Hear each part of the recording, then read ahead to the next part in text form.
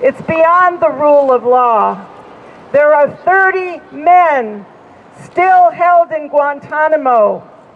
Only a few of them have even been charged with a crime. None of them have yet been tried. 16 of them have been cleared for release. One guy, as long as 14 years ago, was cleared by the U.S. government. They said, there's no credible evidence that you committed any crime against the United States. But yet, there he sits, because the U.S. has not been able to compel any other country to take him. And of course, they will not let him go home. We're here because this is a continuing outrage. With so many other outrages perpetrated by the system, I have to say, that are acutely bringing us down and worrying us right now with the possible fate of humanity. Today, we're marking these 22 years because humanity must speak up when people are imprisoned with no option to be represented, with no option to get out, with no option in most cases to even know what real charges were put against them. 30 men. We're going to introduce you to their stories today, because we're not looking at just a block of people.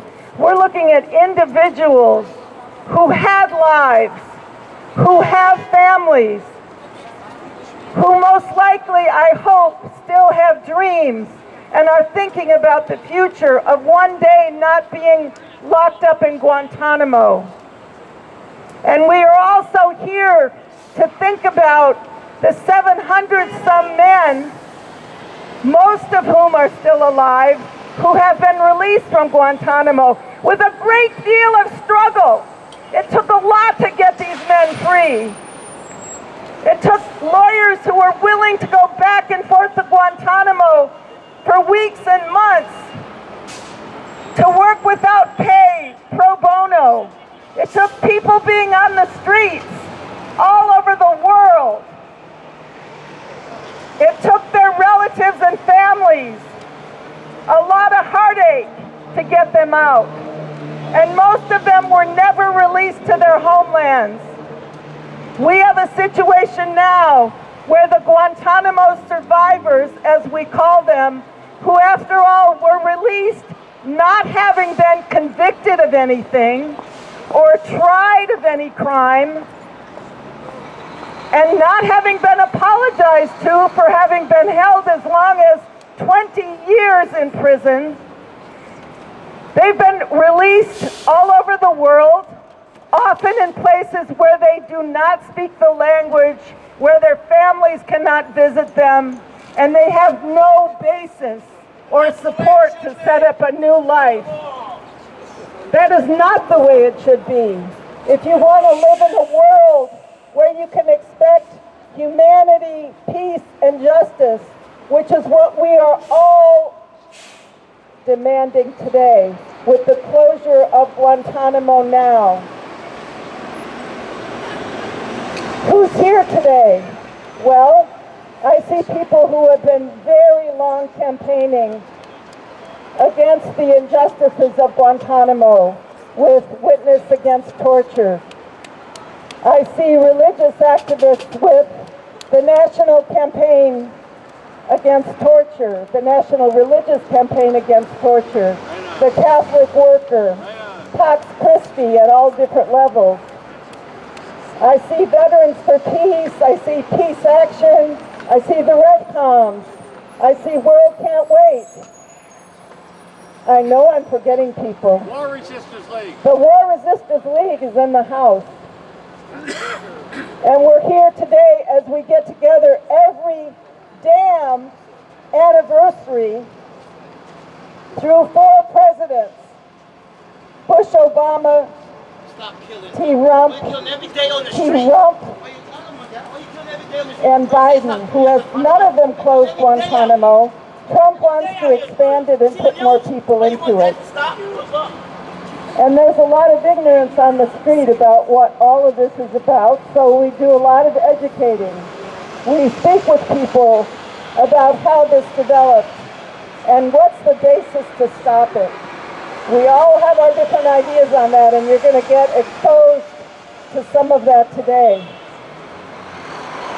I'd like to ask Jeremy Verone from Witness Against Torture to talk a bit about this struggle, and we're also going to be interspersing musical performances by performers who have really come out over the years for Guantanamo and peace and justice.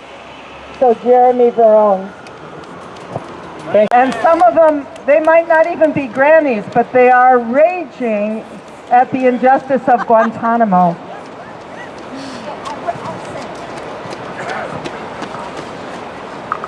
Guantanamo, let's shut it down, shut it down, shut it down. Guantanamo, let's shut it down. No charges, no trials, brutal and vile. Guantanamo, let's shut it down. Guantanamo, let's shut it down.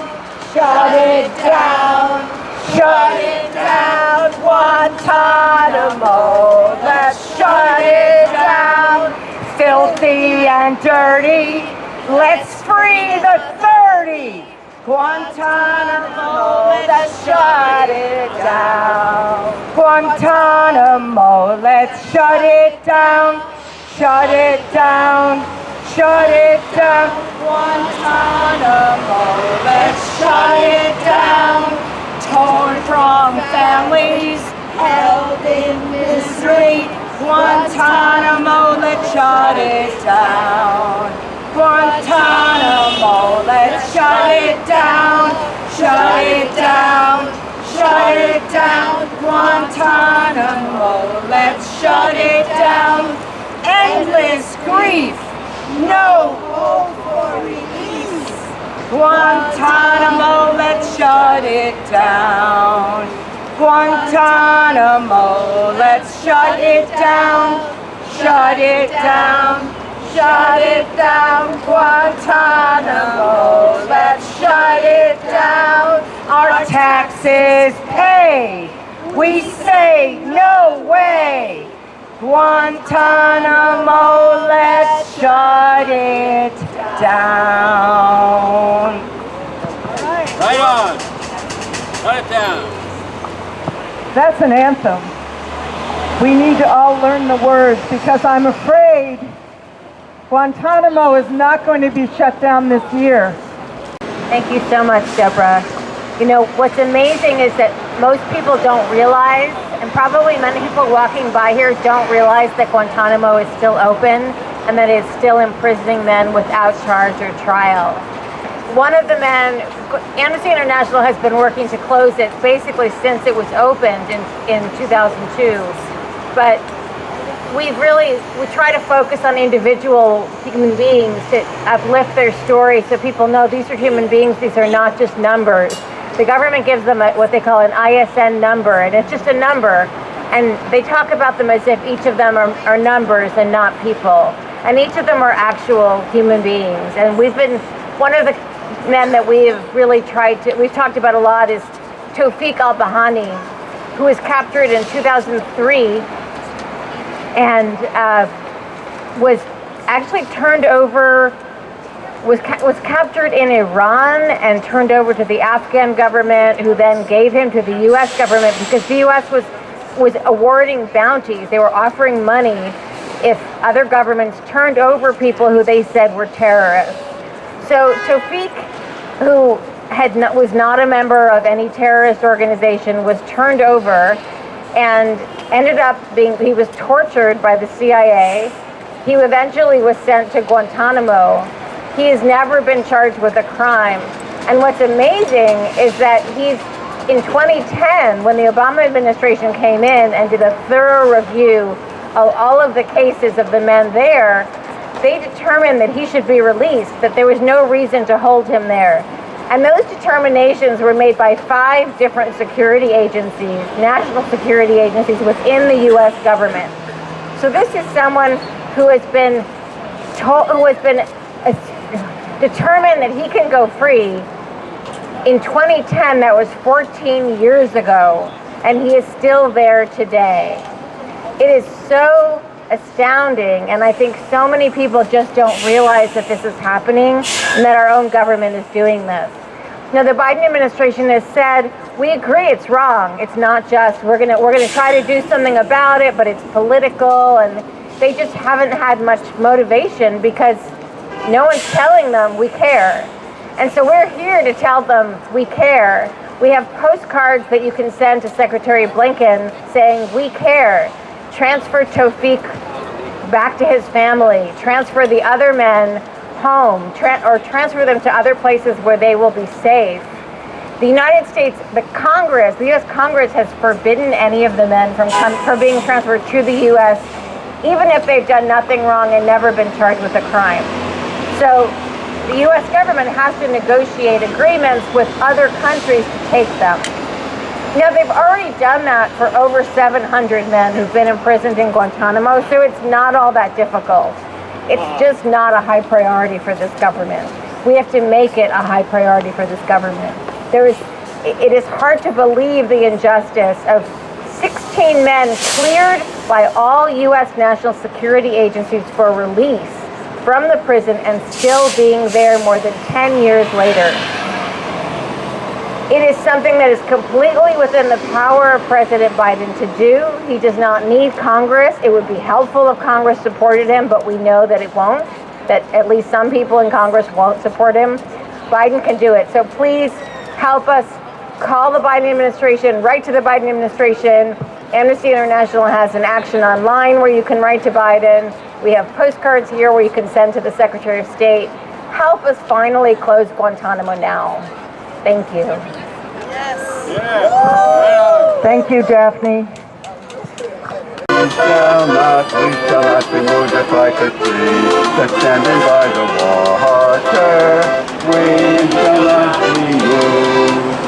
We're fighting to close Guantanamo. We shall not be moved. We're fighting to close Guantanamo. We shall not be moved just like a tree that's planted by the water. We shall not be moved. Again. We're fighting to close Guantanamo. We shall not be moved. We're fighting to close Guantanamo. We shall not be moved just like a tree that's planted by the water. We shall not be moved. We're fighting against Islamophobia. We shall not be moved. We're fighting against Islamophobia. We shall not be moved just like a tree that's planted by the water. We shall not be moved. We're fighting to stop Islamophobia. We shall not be moved. We're fighting to stop Islamophobia. We shall not be moved just like a tree that's planted by the water. We shall not be moved. We're fighting to stop torture. We shall not be moved. We're fighting to stop torture. We shall not be moved just like a tree that's planted by the water. We shall not be moved again. We're fighting to stop torture. We shall not be moved. We're fighting to stop torture. We shall not be moved just like a tree that's planted by the water. We shall not be moved. Last verse. We're fighting to close Guantanamo. We